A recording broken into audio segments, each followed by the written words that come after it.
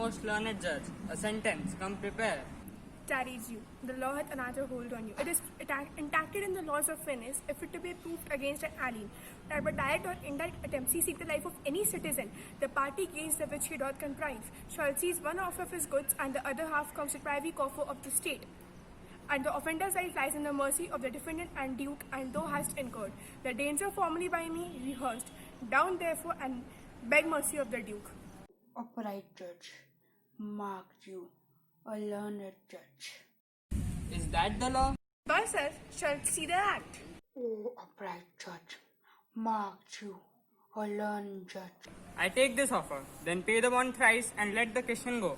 He shall have nothing but only the penalty. A learned judge, marked you, a learned judge. Therefore, prepare thee to cut off the flesh. Shed thou no blood, nor cut no more, but just a pound of flesh. If thou cuttest more or less than just a pound, be it so much, thou diest, and all thy goods are confiscated. King Daniel, Jew, now infidel, I have you on the hip. Why doth the Jew pause? Take thy forfeits. Give me my principal and let me go.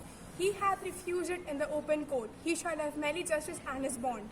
O Daniel, still I say, a second Daniel, I thank thee, Jew, for teaching me that word.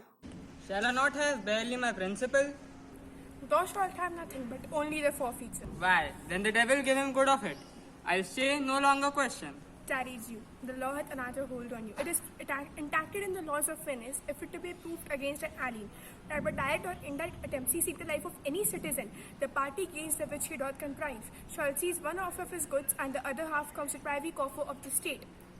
And the offender's life lies in the mercy of the defendant and duke, and thou hast incurred the danger formerly by me rehearsed. Down therefore and beg mercy of the duke. For thou must have been hanged to the state's charge. That thou shalt see the difference of a spirit. I pardon thee thy life before you asked it.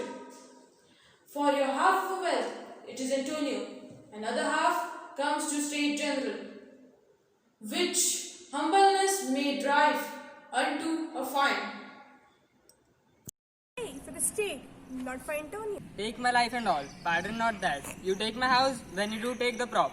That doth sustain my house. You take my life when you do take my means whereby I live.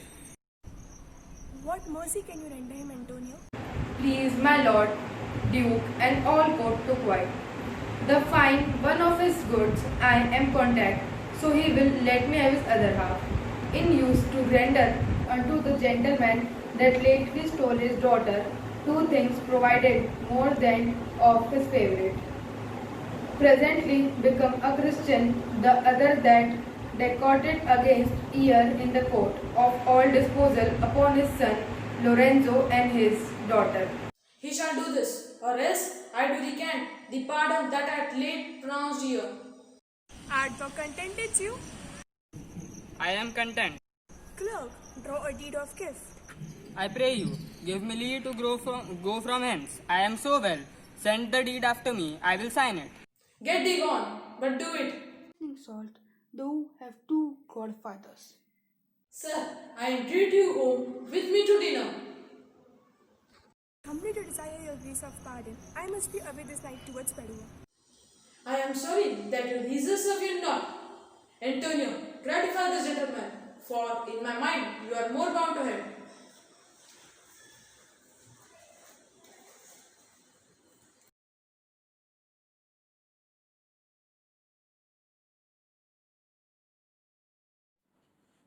Most worthy gentlemen, I and my friend have by your wisdom been this day acquainted of grievous penalties, And stand indebted over and above in love and service to you ever.